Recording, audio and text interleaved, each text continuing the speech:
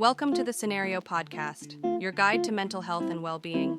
Each episode, we uncover practical tools, discuss expert insights, and explore how supplements can transform your mental health journey. Get ready to learn, grow, and thrive with us. If you just stop for a second and really listen to the amount of censoring that happens inside your own head, the thoughts you dismiss, the memories you think are irrelevant, it's pretty startling. Today in the Deep Dive, we're trying to get past that internal editor. We're exploring free association, that foundational technique for, harnessing the mind's natural, uncensored flow. Yeah, it's really a fascinating shortcut to understanding what's going on beneath the surface, those hidden influences on why you do what you do. We often think of like daydreams or random thoughts as just mental noise, right? But free association actually gives that process a structure.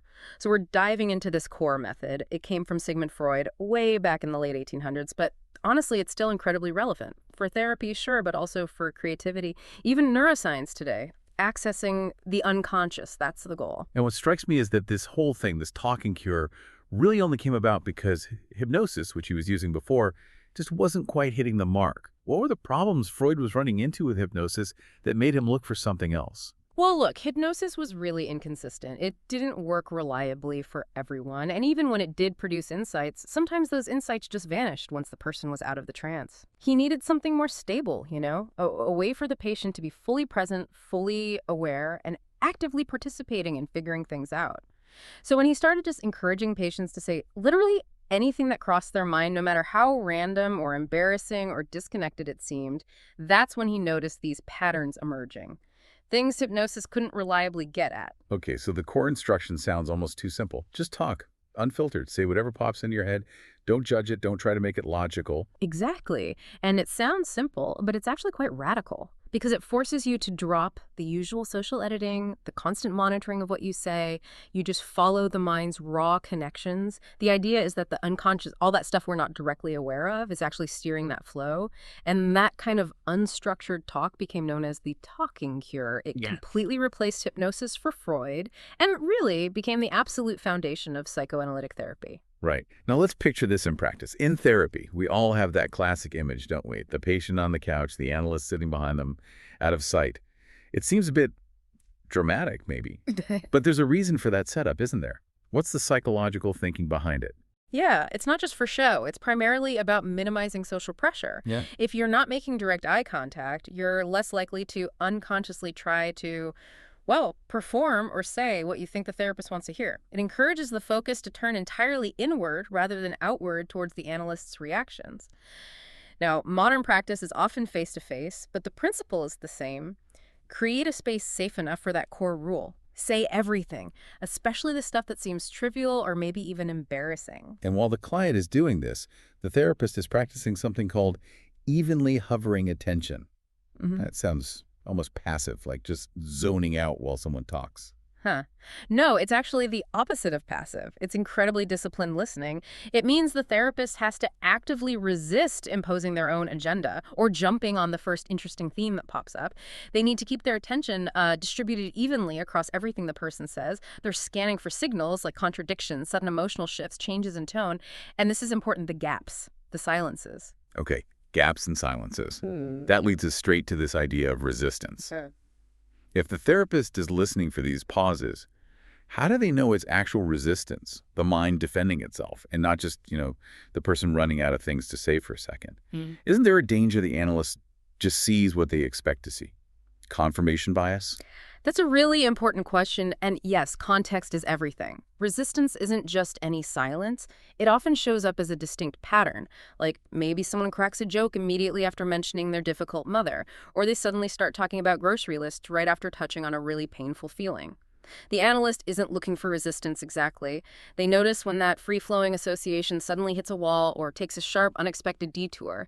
That often signals that a defense mechanism has kicked in to protect against something uncomfortable. And all of this is happening within the therapeutic relationship itself, which brings in transference.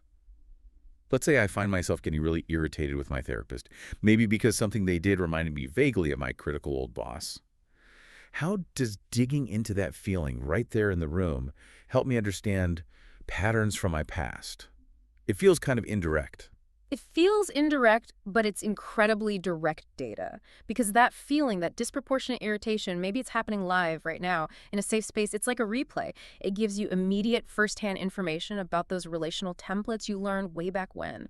The therapist doesn't take it personally. Their job is to help you see the pattern.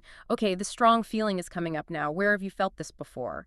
You start to see, oh, this isn't really just about the therapist. This feeling is linked to this older dynamic. It helps you untangle the past from the present relationship. So you get this aha moment, this insight. But you mentioned something crucial earlier, working through. Why isn't just understanding the connection intellectually enough? What does working through actually involve? Working through is essential. Because intellectual insight alone often doesn't change behavior or deep-seated feelings. It's like knowing smoking is bad for you versus actually quitting. Working through is the process of repeatedly revisiting that insight in different contexts across many sessions. So you realize, okay, I avoid conflict because I saw my parents fight constantly. That's the insight, step one. Working through means noticing how that fear of conflict plays out today, maybe in your hesitation to ask for a raise, or how you instantly shut down when your partner raises their voice. You connect the insight to present-day experiences again and again until it lands emotionally, experientially. It's the slow rewiring of those automatic responses. That's what turns insight into real, lasting change, actual behavioral freedom. Okay, so this process, this unfiltered talking, it's designed to get at some pretty deep stuff. What kind of hidden material are we talking about? What typically surfaces? We're talking about the underlying structures that shape how you operate in the world, often without you realizing it. Core beliefs about yourself are huge things like, I'm fundamentally flawed, or I have to earn love, or I'm responsible for everyone's feelings. Also, hidden conflicts, like that constant push-pull between wanting to be independent but also desperately needing approval. And the defenses we use to manage all this, maybe using humor to deflect or becoming overly intellectual or always trying to please others. And inevitably, the topic of repressed memories comes up when you talk about accessing hidden material. The sources we looked at are careful to mention the complexity of memory, especially childhood memory. How does therapy navigate that uncertainty? That's handled very carefully. Safety first, always. The main focus isn't necessarily on proving whether a memory is 100% factually accurate in every detail. It's more about the meaning and the emotional impact that recollection has on the person today. Does this memory, even if it feels fragmented or dreamlike, carry a heavy emotional charge? Does it help explain a current pattern of feeling or behavior? If so, the therapeutic work is about processing the emotional residue, the trauma, or the belief system tied to that experience. The goal is healing the present self, not just historical reconstruction. Let's make this more concrete. We had that example, the vignette about the person with intense social anxiety who kept talking about feeling watched. How did free association connect that vague feeling to, of all things, an old painting? The key was the repetition and the emotional charge around certain words. The client kept using language related to being judged, observed, scrutinized, even when they thought they were talking about something else entirely. It was a recurring theme, almost an obsession in the flow of words. The analyst picked up on this pattern.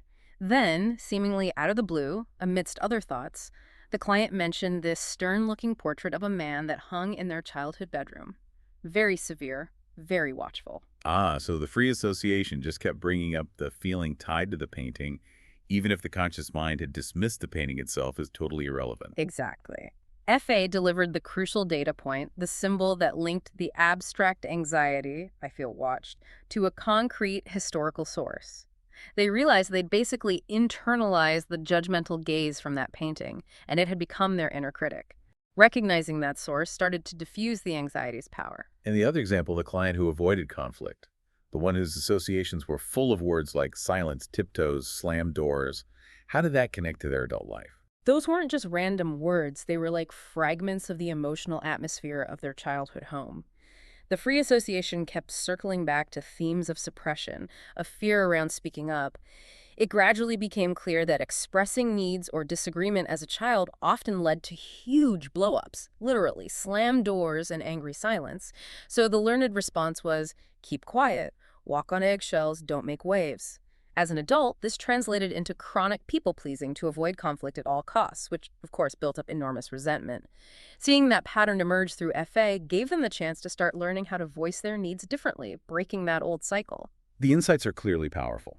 But let's be honest, traditional psychoanalysis is a huge time and resource commitment. How much does this core technique, FA, actually get used in, say, modern psychodynamic therapy? Is it still central? It's definitely evolved. Modern psychodynamic therapy is often shorter, usually face-to-face, and might have more specific practical goals set at the beginning. But the fundamental principles, they're still deeply rooted in FA. Therapists are still listening intently to the flow of associations, noticing the patterns, the gaps, the emotional undercurrents. They're still very attuned to the unconscious and the impact of early experiences. But you're right, it's often more integrated now. A therapist might weave in more direct questions or maybe some structured techniques for managing emotions or explicitly link the associations back to the client's stated goals for therapy.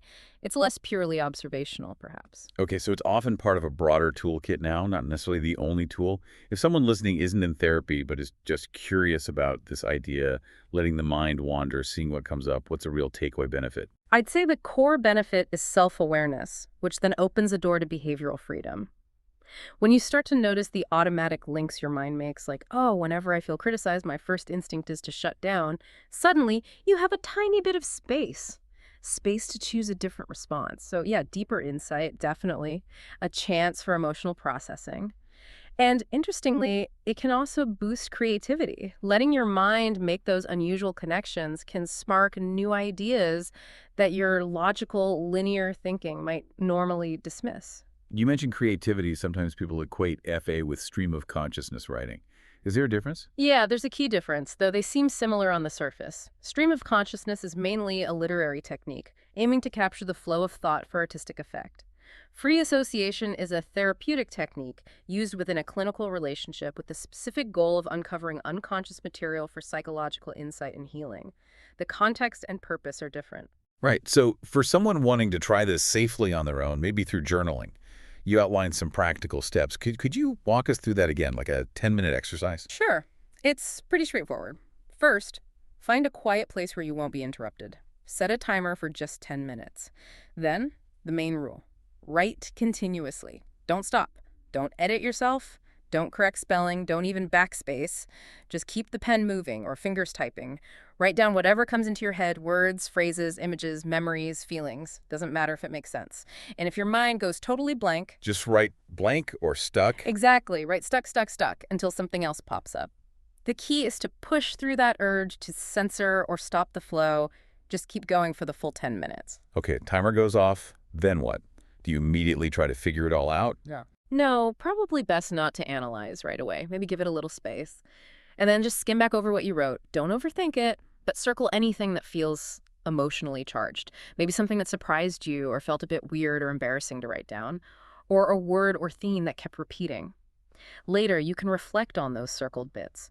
Why did that particular thought feel sticky? What came before or after it?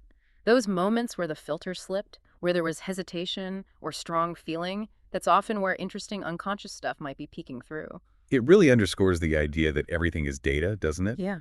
Even feeling blank or hitting that wall of silence you mentioned earlier, that's not nothing, it's information. Precisely. That blankness, that silence, it often serves a purpose. It can be a defense, a way the mind protects itself from something difficult or conflicting. So exploring the feeling of being blank can be just as revealing as exploring vivid content. Which kind of brings us to a final thought for you, the listener, to maybe take away and mull over. We spend so much energy all day long filtering our thoughts, judging them, keeping ourselves neatly on topic, both internally and externally. Yeah, and if that filtering, that constant judgment, is essentially a form of self-protection, a defense, then it's worth asking yourself, what narratives about yourself, what deep beliefs might you be protecting yourself from by always staying so carefully on topic in your own mind? How much potential freedom, how many new choices might be hidden just behind that internal critic you haven't paused lately? Something to explore, perhaps, when you let your own mind wander.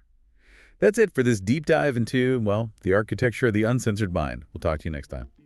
Thanks for tuning in to the Cenario podcast. Don't forget to visit Cenario.com for more expert tips, articles, and supplements designed to support your mental health. If you enjoyed this episode, remember to subscribe and share it with a friend. Until next time, take care of yourself.